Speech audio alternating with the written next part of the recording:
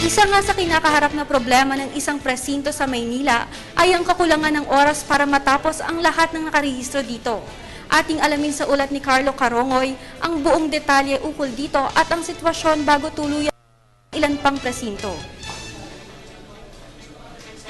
Magsaysay Elementary School sa may pinakamalaking bilang ng botante dito sa Maynila. Bagamat tila mabilis ang naging proseso ng botohan dito, nanganganib naman na abutin ang pagsasara ng presinto at hindi na makaboto ang ilang residente.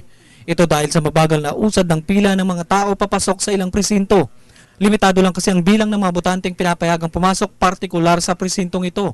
Katwiran ng mga election officials, limitado rin kasi ang ballot secrecy folders na ginagamit sa pagboto.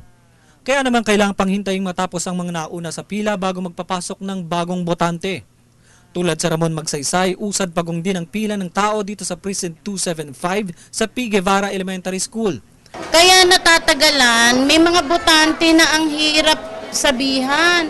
Binigyan na namin sila ng instruction na ang kanilang precinct number at sequence number ay isulat na sa papel para hindi na kami dito maghahanapan. At saka, mostly, yung mga nakalista dito, mga walang dalang ID, kaya hinahanapan pa namin.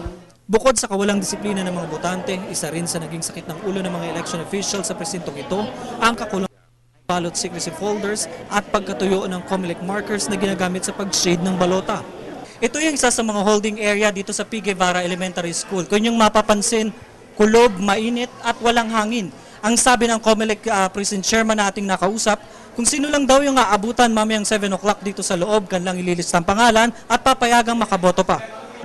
Sa kabuuang mahigit kumulang 900 botante sa presintong ito, 500 na ang nakaboto sa loob ng nagdaang 10 oras.